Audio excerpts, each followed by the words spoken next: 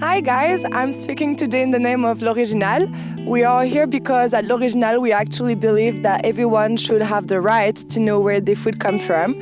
So we decided that every month we will make a little video of one of our providers, so you guys have a little idea of where your food is grown, how and by who. So if you also believe that transparency should be a priority, well, take a sit back, follow us and enjoy.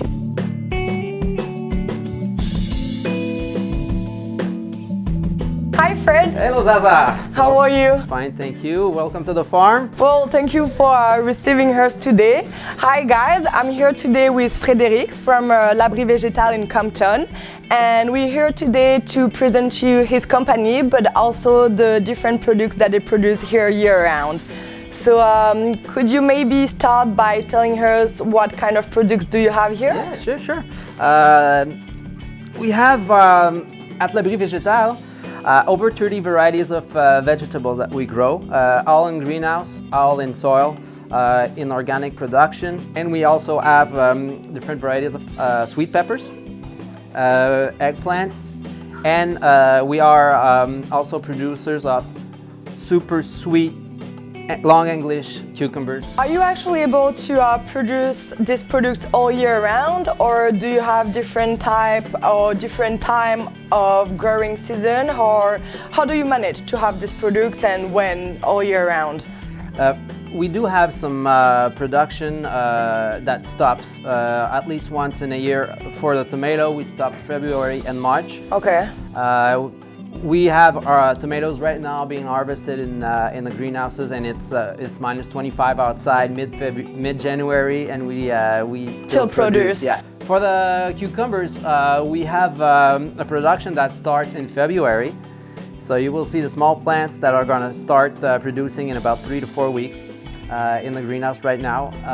We have those cucumbers being harvested until mid-August, Okay. and then beginning of September, we rotate for tomatoes because there's diseases like a little insect that is very hard to fight against in organic production, and the best way to fight against it is just not to do some cucumbers, Okay. and replace it for tomatoes because they don't really can survive on tomatoes. Oh, okay. So we you stop the production of cucumbers, replace it by tomatoes, so the disease doesn't spread out, and then you start over again. We do a crop rotation.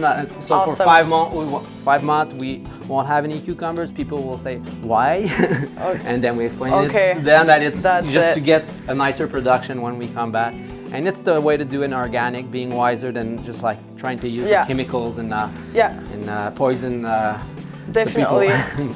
So you were telling us about how you're actually able to produce tomatoes pretty much all year round, even though we are in Quebec and it's minus 20 for a few months. So if I understand well, you guys grow your products into greenhouses, right? Yep. So how do you manage to heat these greenhouses without having any ecological print, or at least with having a really reduced ecological print? Let me start by putting this down, and I can explain it to you. Here at L'Abri Végéral, we use mainly geothermal heating to heat up the greenhouse. So geothermal heating, what it is we use the energy in the soil outside the greenhouse. We have over 13 kilometers of a network of tubing. On the ground? On the ground.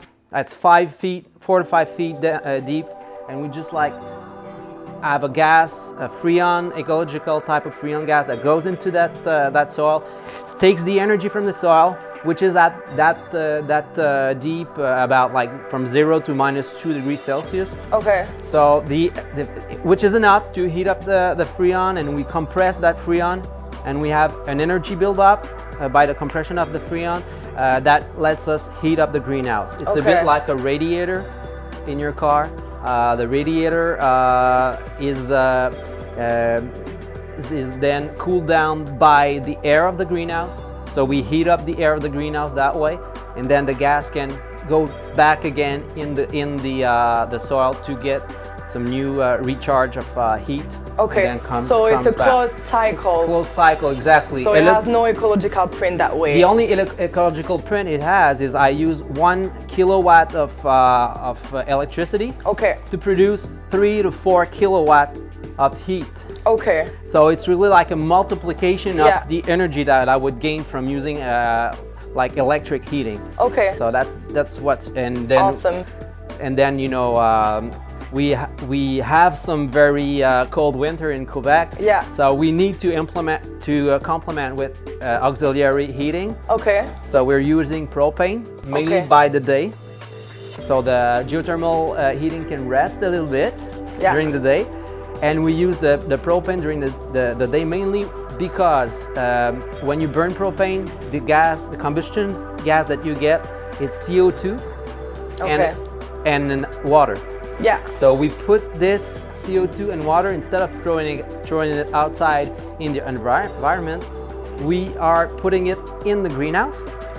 And then in the greenhouse, it triggers better yields, photosynthesis gets increased.